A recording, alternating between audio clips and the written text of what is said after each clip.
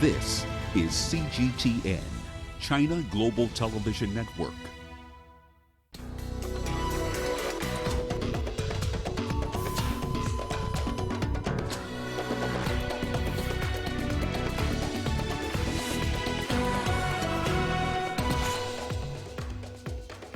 We bring you the latest in the battle to contain the coronavirus as Africa records its 8th confirmed case.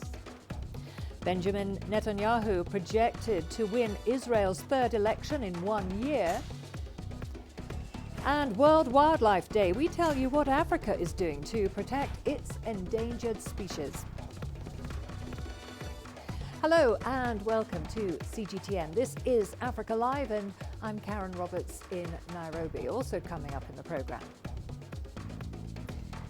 In business, Zimbabwe faces challenges operating as power prices rise. And in sport, jiu-jitsu fighters in Uganda dominate regional competition on home soil.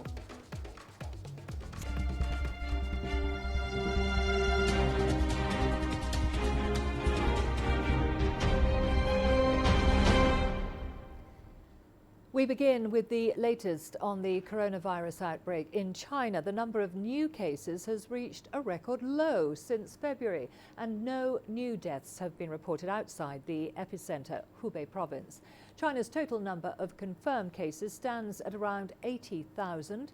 More than half of them have recovered, and over 2,900 have died from the virus. Outside Hubei, the eastern province of Zhejiang reported the most new cases on Monday. The 7 patients all travelled from Italy. Outside China, more than 10,000 cases have been reported in over 70 countries, with around 1,000 new cases reported in the past day. South Korea has reported over 5,000 cases with over 800 new infections. Italy has the largest number of infections outside Asia, surpassing 2,000.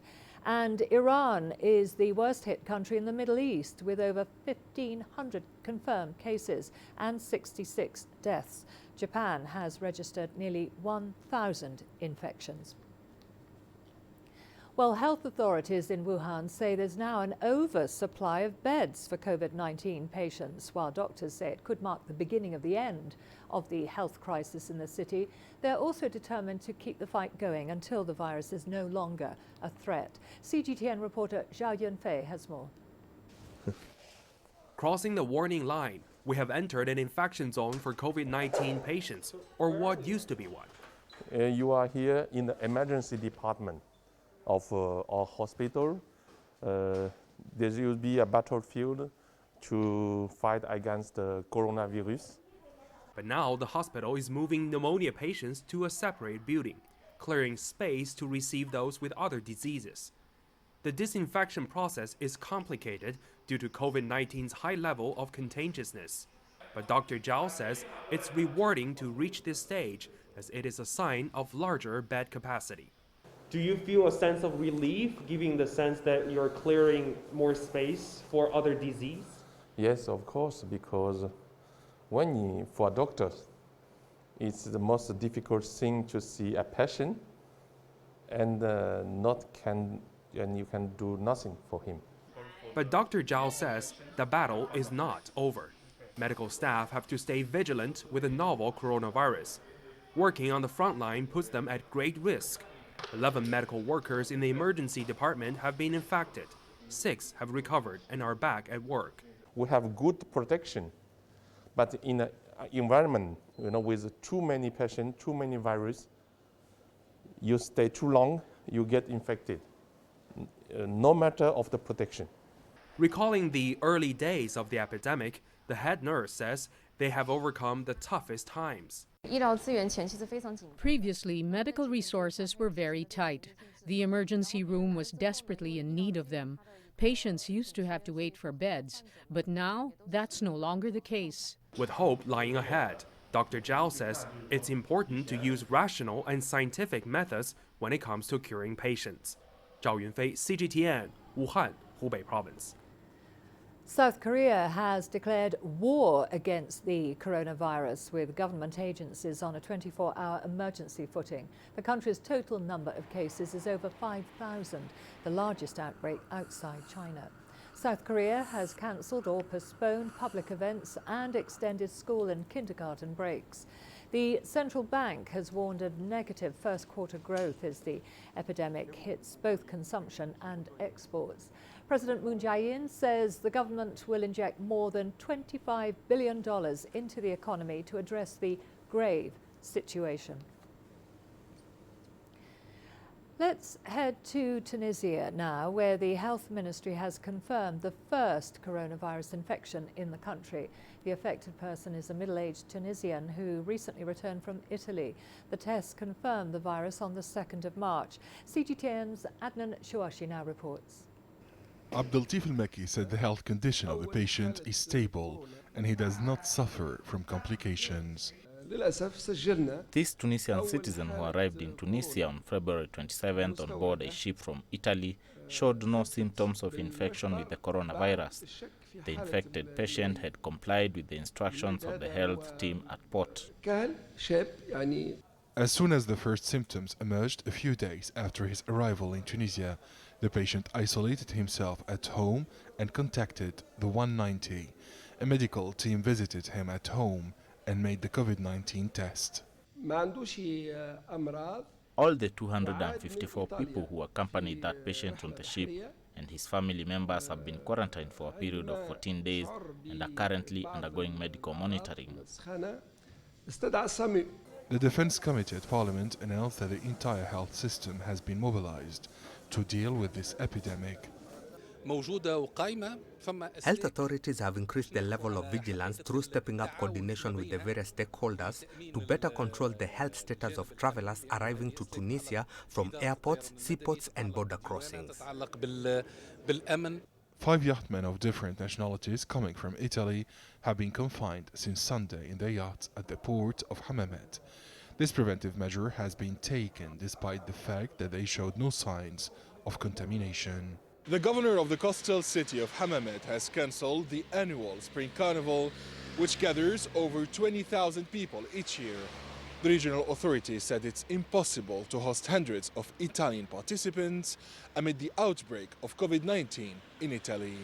Adnan Chouachi, CGTN, Tunis. Senegal has also confirmed its first case of the coronavirus. The patient is a Frenchman and has lived in Senegal for more than 2 years with his family. He'd been on vacation in France and returned to the country on the 26th of February. He's been admitted to the Infectious Diseases Service Department of Dakar's Fan Hospital.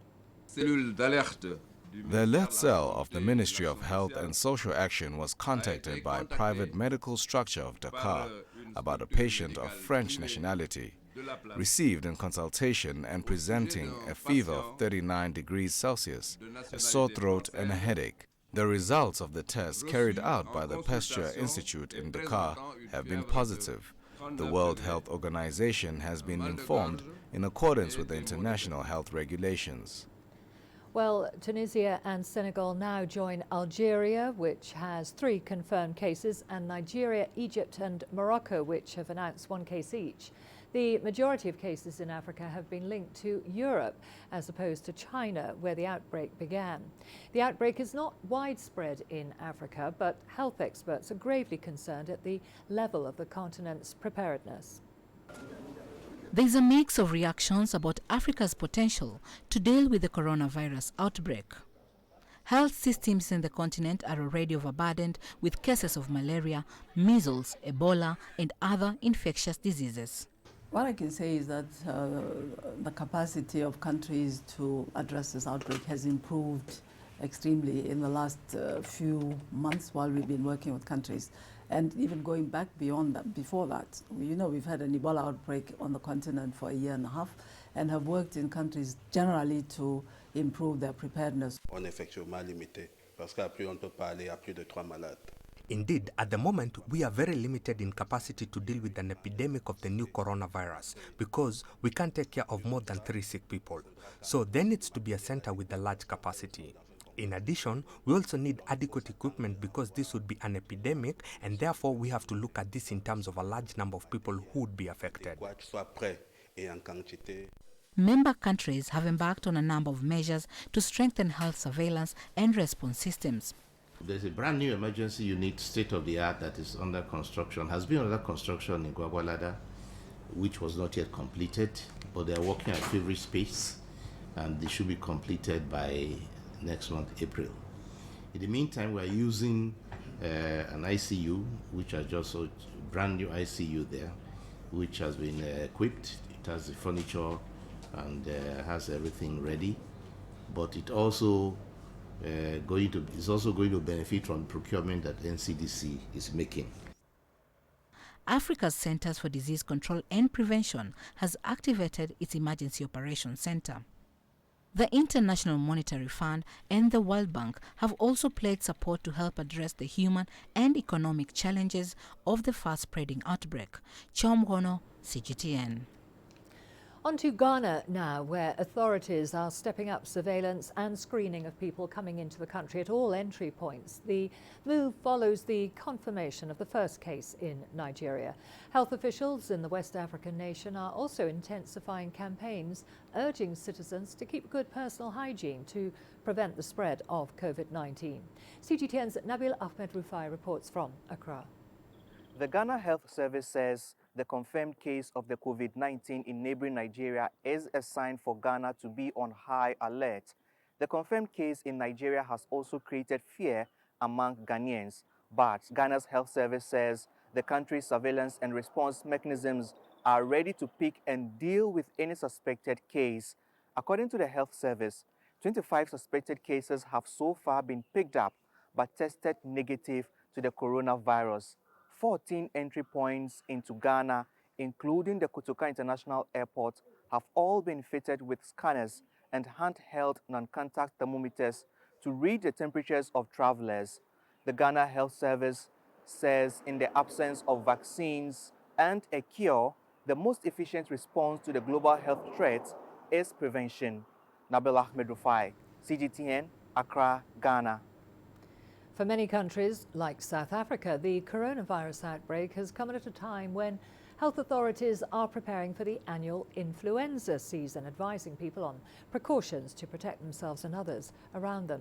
Professor Abdullah Laher, emergency services consultant at the Charlotte Maxeke Academic Hospital, has some advice for those who may have influenza or suspect another respiratory infection, including coronavirus.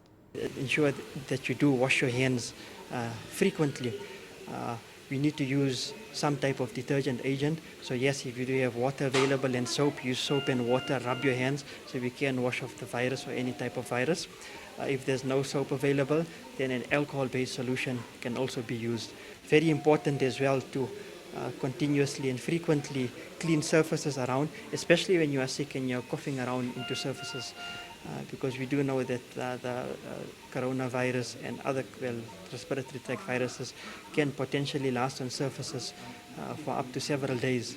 Also, another bit of advice is if you are sick, then rather stay at home. Or if people around you are sick, then keep a distance from them.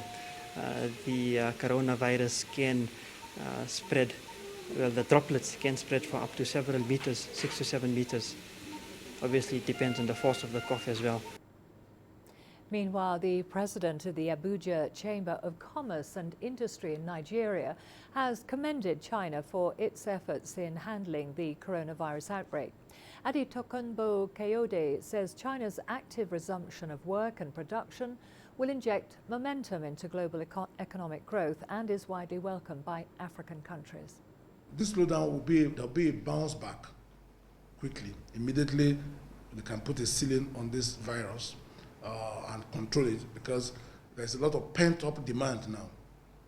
So there may even be a boost in the world economy for all you know, because the demands are there and it's not being met now. So there'll be a huge boost.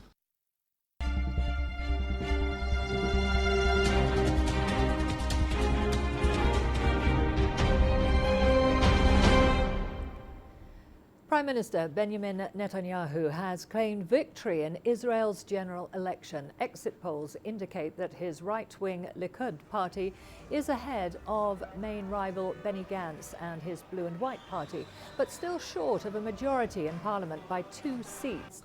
The opposition centre and centre-left parties are on course to win 54 to 55 seats, while the Likud party is possibly looking at 59 seats. This stands as the third national ballot in less than a year. Netanyahu, who's 70, is Israel's longest-serving prime minister and is seeking a 5th term in office. His re-election bid comes at a time when he's due in court to face corruption charges. The first trial is due to begin on the 17th of this month. Well, let's get more from CGTN's Stephanie Freed, joining us now from Tel Aviv. Stephanie, if Netanyahu wins, what hopes are there this time that a government will be formed? Karen, that's like the question of every round, and again, that's the question of this round. It all comes down to, you look at the numbers now, you say, okay, Benjamin Netanyahu's Likud party, he has a majority in terms of all over his main contender, which is Blue and White, that's a centrist party led by Benny Gantz. However, in terms of the numbers, shall we say, when it comes down to sitting down and negotiating and talking to potential government or coalition partners, that's been the breakdown of every single round up until now. Because while Benjamin Netanyahu has, and the right-wing parties have, the 59 of, or appearingly at now, the numbers show 59 of the 61 seats needed to form a government, when you sit down with all those right-wing parties, it's a matter of one party saying, well, I want this and I won't negotiate on that, and another party saying, well, wait a minute, but I won't negotiate on that and I want this, and that's been the breakdown. So when the time comes to roll up the sleeves, negotiate, try to form a government, that's when it gets to the nitty-gritty. And the reports that are coming out this morning are that Benjamin Netanyahu's party is trying to get party members from the center, from left, to try and defect over to the right-wing bloc so that he can have that 61 majority without having to negotiate too hard and form the majority government that he needs. Karen? And Stephanie, third election in a year. What are the people saying after this outcome?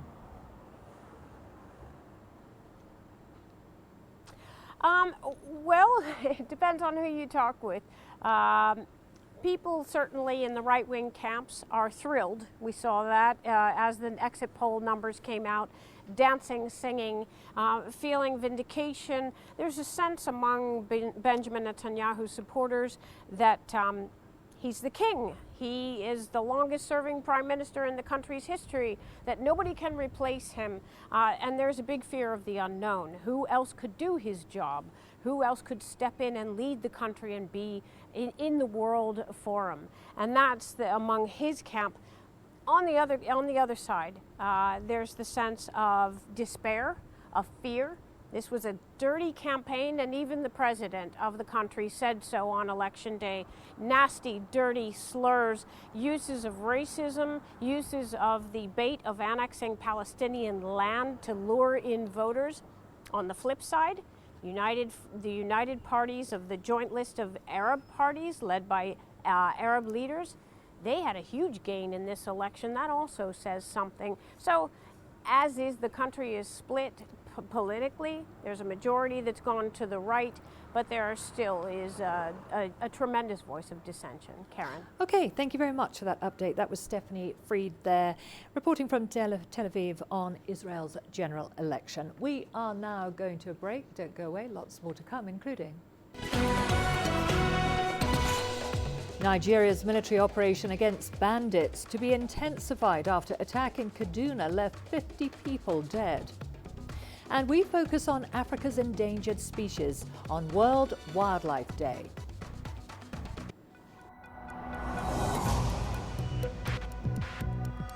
Each day, there are millions of stories. Each one can open new perspectives, new possibilities. Wherever you look, we are there to see, discover, explore. We put the pieces together to find what really matters to you, all around the world, all around the clock. Our reporters are at home across the globe.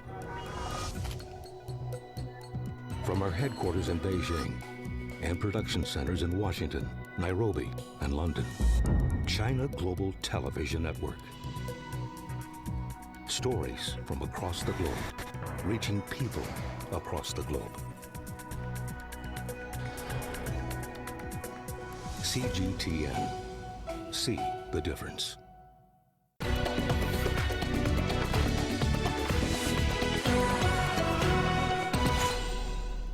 Nigerian President Muhammadu Buhari has condemned multiple attacks carried out by gunmen on villages in the northern state of Kaduna that left at least 50 people dead.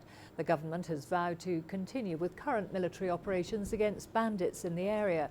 About 100 armed assailants are said to have stormed into numerous villages, including Kerawa, Zariyawa and Minda. Residents were killed and their homes burned and looted.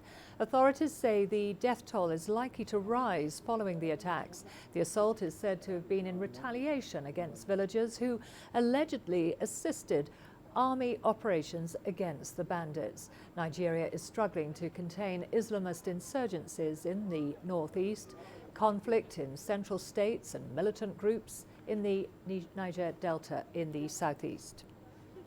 They buried 41 corpses yesterday. The other village that we passed through, 3 people were killed, and others in the other surrounding villages. These bandits attacked these villages and needlessly killed many people and destroyed property.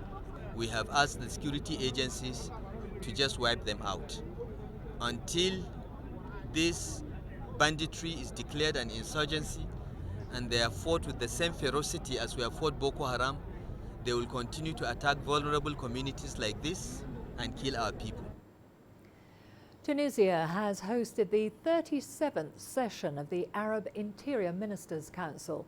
The agenda of this latest summit includes issues that affect or threaten peace in the Arab region. Adnan Chouachi has more. Tunisian Prime Minister Yassir Fakhfakh stressed the importance of joint Arab cooperation in combating terrorism, organized crime, cybercrime and irregular migration, pointing out the importance of boosting Arab cooperation in security expertise. Arab states need to develop action and working mechanisms and cooperation between the various regional and international structures and organizations, with a view of setting up a system of global governance in the field of security. The Secretary General of the Council of Arab Interior Ministers, Mohamed Ali Kouman, stressed the need to combat terrorist crime, which he said feeds on racist notions and misinterpretation of religion. Fighting all forms of crime and combating terrorism is a top priority and a common concern between all Arab states. Arab security cooperation is necessary to stop the scourge of terrorism. This dangerous phenomenon is rejected. Tunisia's National Guard Special Unit and the army have recently neutralized terrorists in a mountainous region near the border with Algeria. The head of state declared that Tunisia will do everything to eradicate terrorism and guarantee the safety of Tunisians. I thank all officers and commanders for their continuous effort to protect Tunisians.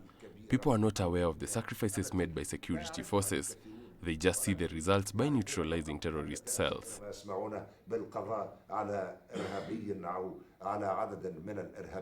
Saudi Interior Minister Prince Abdulaziz bin Saud bin Naif bin Abdulaziz indicated that the threat of terrorism still hangs over the security and stability of Arab countries.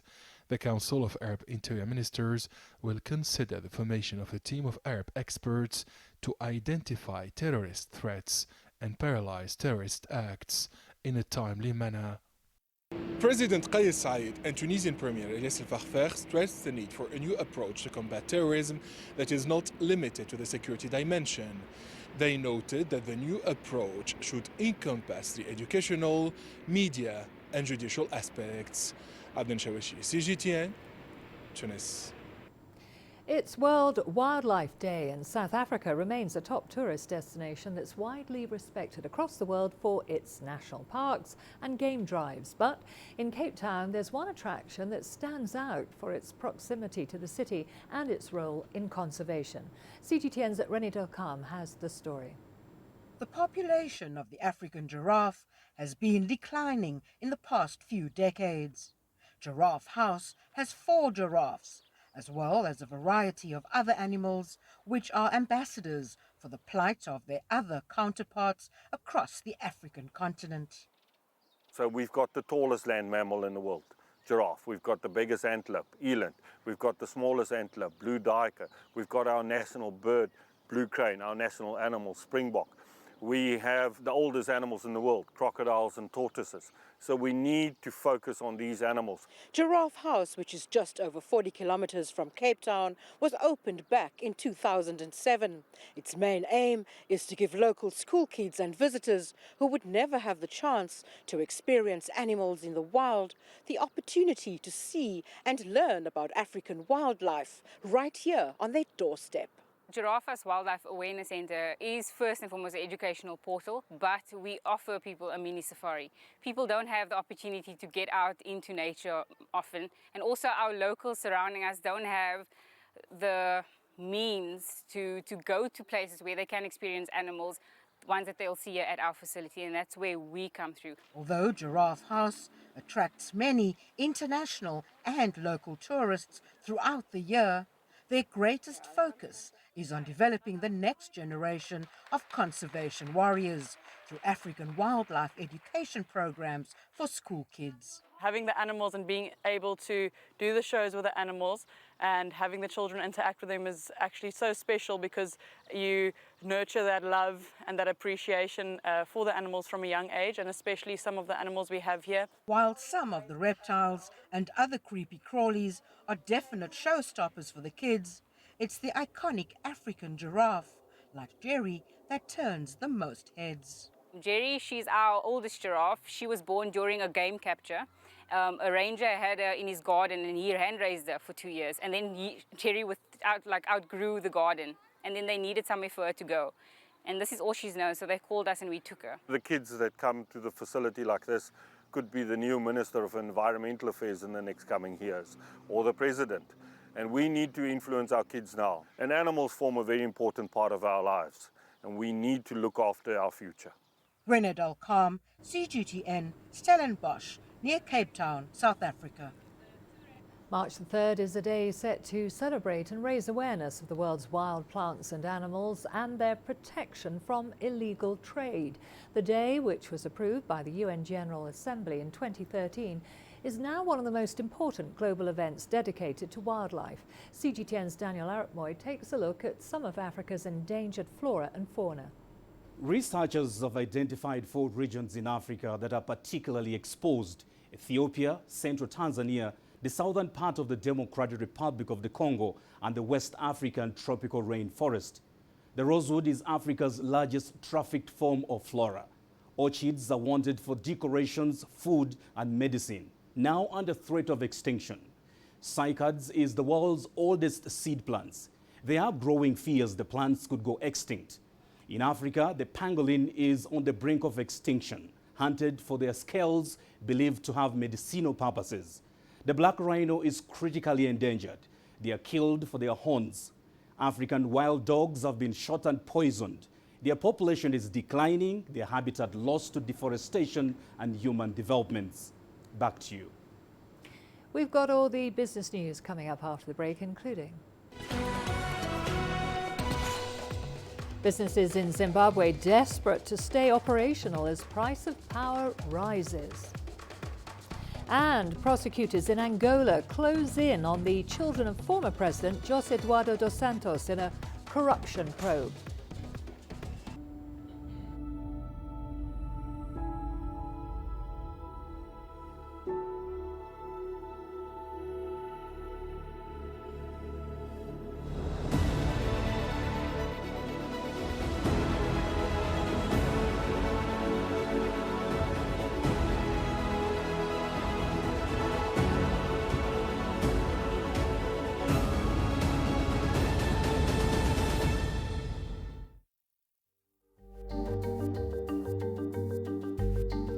Africa Live.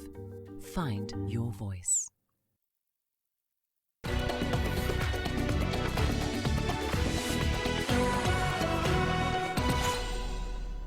Motorists in Zimbabwe are spending hours in queues for fuel as a shortage continues to bite in the country. CGTN's Farai Mwakatuya is in Harare and now joins us live from there. Farai, what is the situation on the ground there?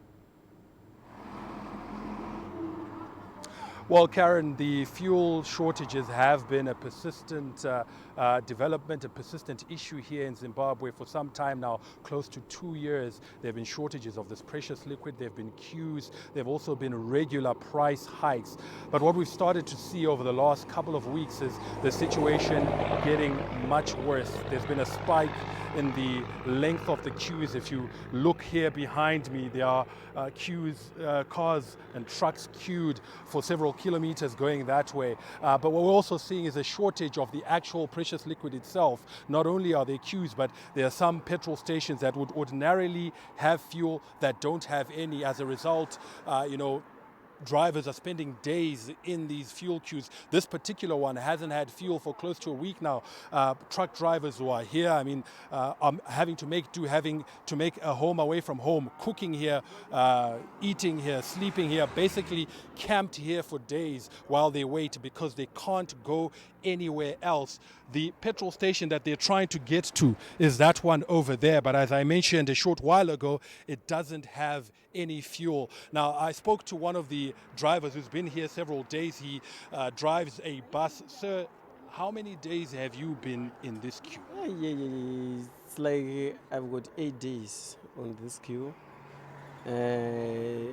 It's only we are only receiving some messages of promises and promises. Maybe tomorrow, maybe Monday, maybe Thursday, maybe Wednesday, and we are still wasting on the queue. What does it do to your business when you spend over a week here? Right now, it's affecting our businesses. We cannot ask for our pays while we are still stuck in the queue. Even if you ask, can I have something? The boss will simply say, no. You see, we don't have fuel. I'm not working anywhere. We don't have even any amount of money. So we're only waiting for the queue, for the fuel, for us to get moving. And why don't you leave here? Why don't you go and look somewhere else? It's like we've been moving around Harare. We haven't seen any service station with fuel. Yeah. The problem is on other service stations, you can find that there is fuel, but they are talking of foreign currency. They are talking of using US dollars, and it's like our buses were carrying people with the bond notes, our SIM currency. So we are using these RDGs to carry passengers. So if we go to those service stations, they will simply say, no, we need US. We don't have those US. Again. So the problem is we are now waiting for for just their command. If they say it's US, then we move out of the queue. We go and park our buses in the garage because there is nothing we can do. So 8 days and counting. Any idea of when, any indication of when it might come? There is no idea. There is no idea. Even around 9 o'clock, the boss of the service station just came and said, maybe Thursday, maybe Friday. And if you can see, as you can see, today it's Tuesday. And we are going to wait until Thursday and Friday. Then and still it might not come. Yeah, I still don't have that vision of fuel coming. We cannot say it's coming. We are just looking forward to find something. That's why we're on the queue. And if you don't get something, some of the cars are now empty. Because you've been pulling from the back to the position that I am, so I don't have anything in the tank right now. We'll certainly wish you all the best in that quest for fuel. That is the plight of many drivers here. If you look behind me, there are several of them here who are camped. There's a sense of camaraderie, a sense of fellowship. They share food, they share so many things and stories because there's so much time that they are spending in these queues looking for fuel, and that is the scenario. Businesses crippled, operations crippled because businesses, vehicles that should be working, that should be operating are stuck in fuel queues. Karen. Thank you very much, Farai. That was CGTN's Farai Mwakatuya there, reporting live from Harare in Zimbabwe. Well, the latest power hike in the country is squeezing businesses already battling high operating costs. Zimbabwe Electricity Supply Authority raised tariffs by 19% last week, citing inflation and a depreciation of the local currency. Here's Farai again. Zimbabwe's second tariff adjustment in just 4 months has left energy-dependent businesses beleaguered.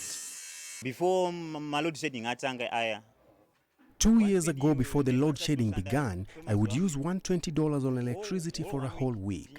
But now, it can run out in just 1 day. They've been forced between a rock and a hard place.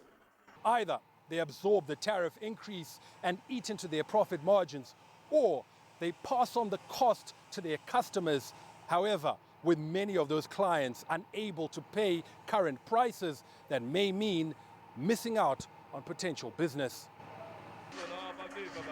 The latter is not an option for Manatsa. Our clients are experiencing the same economic challenges we are, and since I need to take something home at the end of the day, I end up trying to accommodate the customer. For many here, staying afloat has become a delicate balance. We now negotiate with clients first to find a price that's affordable for them, and that allows us to still walk away with something. Only when we agree do we buy prepaid electricity and start working on their job. It's an unorthodox and inefficient model, but unavoidable in a high-cost environment made worse by intermittent supplies. For me, the biggest cost has not just been about the increase in that tariff, but the fact that electricity is still in short supply. So businesses have had to rely on alternative sources such as diesel-powered generators, and it's very expensive. So the cost of doing business in the country remains very high. It's not sustainable. Zimbabwe has been importing power from neighboring South Africa and Mozambique after receding water levels cut generation at its main Kariba hydropower plant. Farai Mwakatuya, CGTN, Harare, Zimbabwe. Tax Justice South Africa has called for bold new measures to urgently tackle the menace of trade in illicit goods. The group indicates that illegal trade could be costing the nation an estimated $7 million in taxes every single day. Angelo Coppola has more. The trade in illicit products is wide-ranging and continues to increase annually, and it's at the expense of the country's citizens because taxes aren't paid. The money that people are paying for illicit products doesn't go into the fiscus, it goes into individuals' pockets. So in this way, we're enriching a few people and getting people to buy products that are actually not right. Most of them, they are counterfeited. Most of them, they could be their actual brands but haven't gone through the underground market. The Consumer Goods Council of South Africa represents its members' interests, and almost every sector is impacted, from tobacco to alcohol, food fraud, pharmaceuticals and clothing.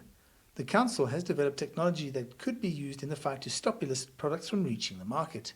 GS1 barcoding and the unique identifiers, because then you're able to track from source to the point of retail whether or not a product is authentic and it has gone through the required exercise in customs control. So, and the work that we also do with law enforcement through the partnership that we have with SAPS can go a very long way in strengthening this fight. Industry insiders suggest that the coronavirus appears to be having an impact on the importation of illegal goods. But more needs to be done, says Tax Justice South Africa. We want government to act decisively. We want them to come down hard on those involved in the illicit trade. It's organized crime. We also want mandatory jail terms. We're saying that if those people are found guilty, they need to get a minimum jail term of 7 years. And we want the law to really come down hard on these people. We want more border control. We need to strengthen our borders. Smuggling is rife. Counterfeiting and importing products illegally is a huge drain on the fiscus, and if it's not sorted out very soon, it's going to have a major impact on the economic growth of the country and also lead to brands closing down because they're losing market share. I'm Angelo Coppola for CGTN in Johannesburg, South Africa. The Peugeot 208 bagged the 2020 Car of the Year title at the cancelled Geneva International Motor Show, which is one of the most prestigious awards in the auto industry. Garnering 281 votes from 60 jurors hailing from 23 countries, the French Super Mini surpassed 6 other rivals for the title that has been awarded every year since 1964. Tesla's Model 3 came second with 242 votes, while Porsche's Taycan came third with 222 votes. While often lively, this year's ceremony was quieter than usual as journalists were barred from attending the event, which normally marks the start of the Geneva Motor Show. This is due to a preventative measure passed by the Swiss government to counter the coronavirus outbreak. Absolutely fantastic, because we love that. I think we love cars, and we recognize that the Car of the Year jury is the Car of the Year of experts. And for us, it is key, and we are absolutely convinced that the car deserves your attention, and we are honored, really. The race towards Car of the Year 2020 started last year with a long list of 30 candidates. We had 1 week of testing together in northern Denmark in early October, the famous Tannis test. We drove ERG tests with each car, for instance. Then the jury chose 7 cars in the first round, voting these cars in November. So only to reach the shortlist is a great achievement. The finalists are the 7 best cars of the year. We are going to a short break now. After the break, in Burkina Faso, a woman living with albinism rises to TV stardom despite stigma. Africa is the nexus of enterprise, and global business will tell you why it matters. From the mega investment projects to multi-billion-dollar mergers and acquisitions. Africa today collects, just in terms of revenues from taxes alone, $545 billion a year. If you take 10% of that and you devote it to the energy sector, problem solved. All this on Global Business, weekdays at this time on CGTN. The greatest journeys, the greatest sights, the greatest adventures. Here in Qanater, this weir allows the locals to walk on water. We're far more than just TV news. We're your passport to the wonders of Africa. To bring you stories of struggle, survival and hope.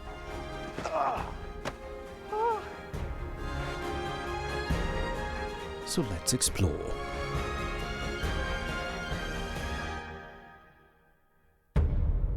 CGTN. See the difference.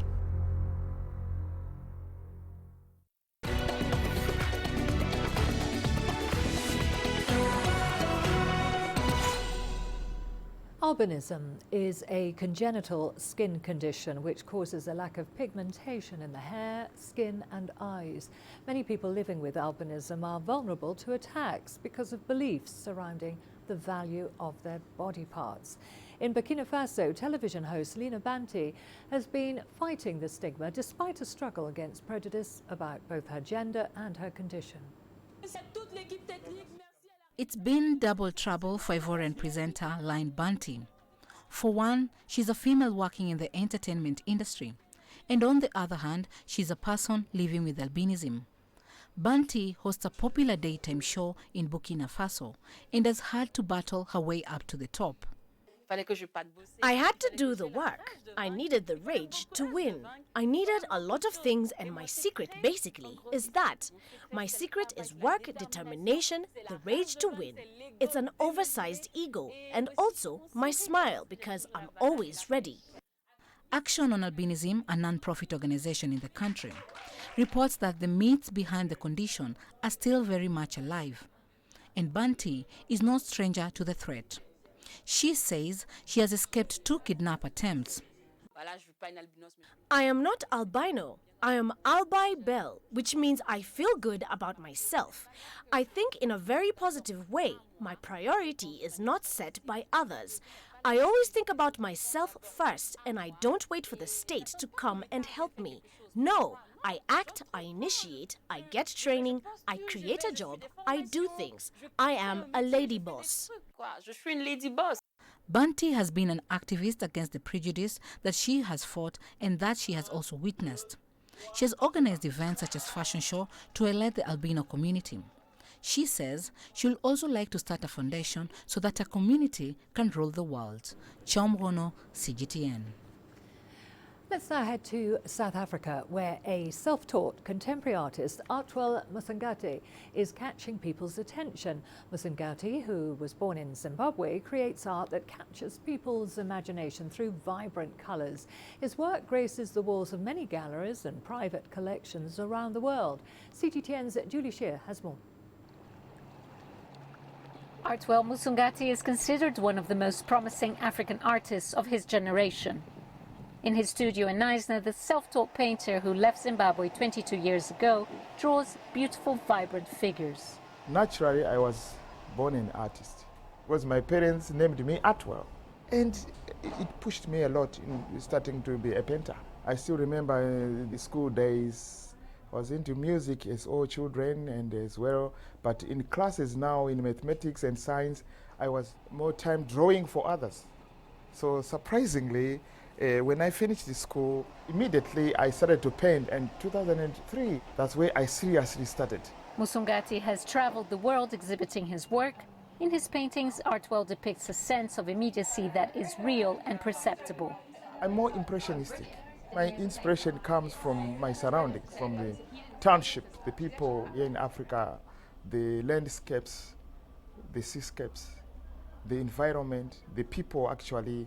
I see them from the backs. And this is where I get the glimpse of what I want to paint. Painting from the back and mixing my figures with collage, mixed media, it has made me exclusive, something new, something different. So this has made a powerful punch on my paintings being bought internationally. Musongati's technique of mixing oil, acrylics and newspaper make his paintings unique and in demand with local and international art buyers. I feel humbled. I have never thought that I will be on such a level that I will be appreciated internationally. And this has made me feel like really I've achieved my goal in life. My children's children, they'll be proud of me. Artwell's colorful and optimistic representations of local landscape and urban life has earned him international recognition, but most importantly has allowed him to preserve and promote African art. Julie Shara, CGTN, Knysna, South Africa.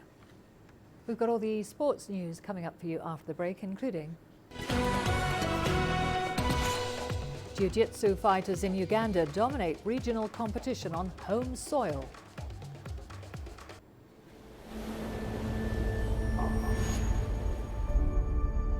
How would you create your legend? On the fields,